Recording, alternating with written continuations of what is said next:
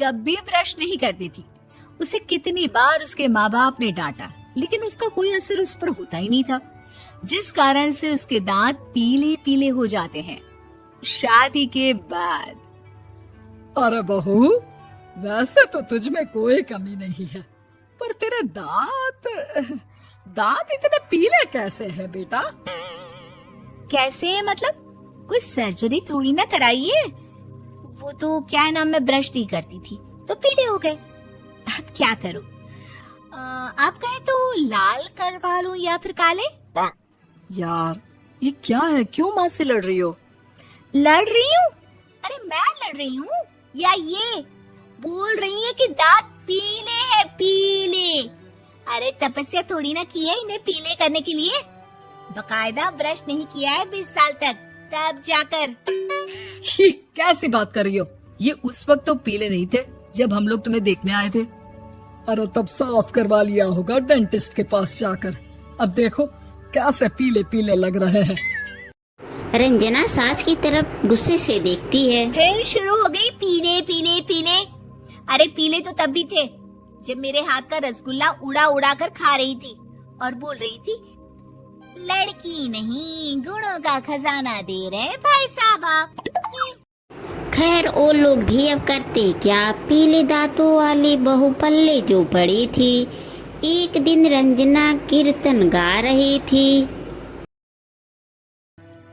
अरे कमला बहन, माँ का द्वार है, यहाँ तो सब शुद्ध होकर आते हैं, फिर अपनी बहू को ब्रश भी नहीं करवाती तुम।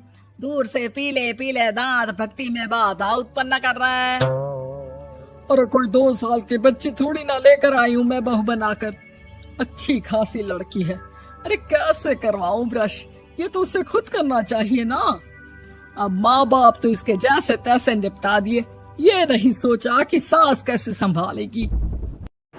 सास बहू को लेकर घर आ जाती है, लेकिन सोच लेती है कि अब इसे लेकर कहीं नहीं जाएगी। अगले दिन बहू कहती है, क्या हो गया? मंदिर नहीं जाना क्या? कीर्तन का वक्त हो रहा है। मेरी मधुर वाणी से कान्हा जी जागते हैं और सोते हैं। आप तो जानती है ना उनकी भक्ति में कितना मन लगता है मेरा। वो क्या है ना, तबीयत ठीक नहीं लग रही है मेरी, आराम करूंगी मैं। तबीयत ठीक नहीं लग रही? अभी तो मिथुन के गाने पर नाच रही थी आप, और अब बोल रही है कि तबीयत ठीक नहीं लग रही। अरे भक्ति में मन लगा लो सासू माँ, ऊपर जाना है, क्या मुंह दिखाओगी आप? हाँ, सास को बहू की बात पर गुस्सा आ जाता है। मैं क्या मुंह दिखाऊंगी, इसकी चिंता तो ना कर, समझी?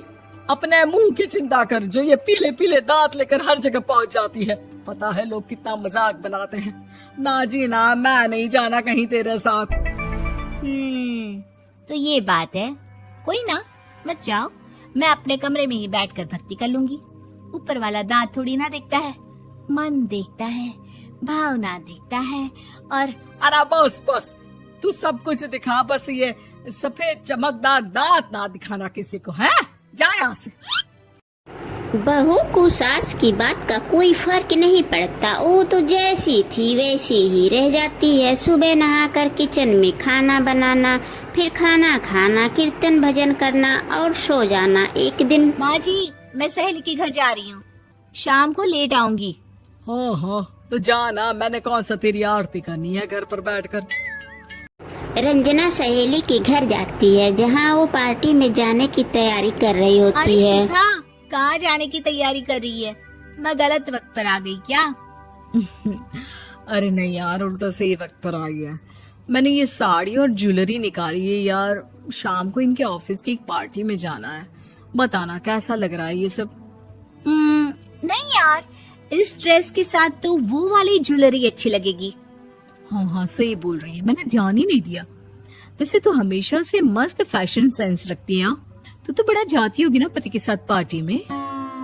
रंजना कुछ नहीं बोलती, बस सोचती है कि यार काश ये बात सही हो जाती, पर मैं क्यों नहीं जाती पार्टी में? क्या इन लोगों की कोई पार्टी नहीं होती होगी? रंजना घर आती है और अपने पति से सवाल करती है। बात बताइए, आप मुझे किसी पार्टी में क्यों नहीं ले जाते? क्या आपके यहाँ ऑफिस में पार्टी नहीं होती? पति बेचारा क्या कहता कि दांत पीले हैं तुम्हारे इसलिए। अरे कोई पार्टी होती नहीं हम लोगों के ऑफिस में, तो कहाँ से लेकर जाऊं? और मार्केट, मॉल, कहीं वीकेंड घूमना, कहीं तो।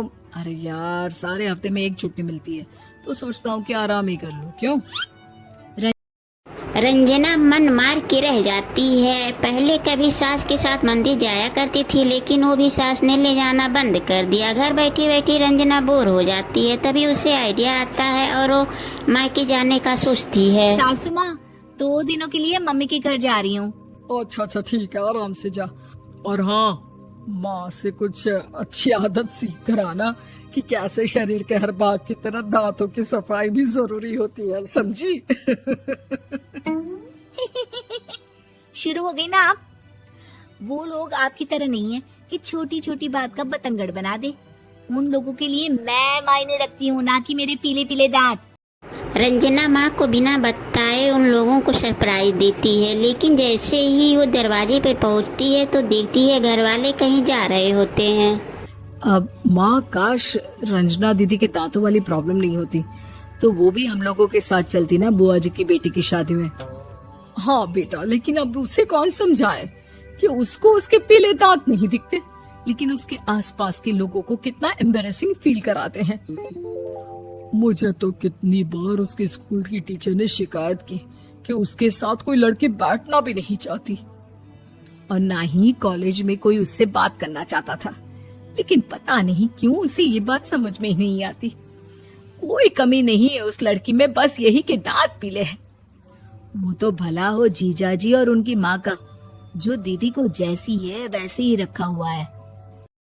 रंजना को अपने घर वालों की बात सुनकर बहुत दुख होता है। वो सोचती है कि क्या करे, लेकिन फिर वह सीधा डेंटिस्ट के पास जाती है, अपने दांत चमकाती है, पर कसम खाती है कि वो रोज ब्रश करेगी। अरे क्या हो गया? तुम तो 2 दिनों के लिए गई थी ना, पर कोई ना, अच्छा है, चलो आ गई तो। रंजना सास के सामने आकर खड़ी हो जाती है और पूरी स्माइल करती है, उसके चमकदार दांतों को दिखाती हुई। हैं? चले मंदिर। माँ, मुझे माफ कर दीजिए, मैंने आप लोगों को बहुत एम्बैरेसिंग फील करवाया। मैं आज से रोज ब्रश करूंगी।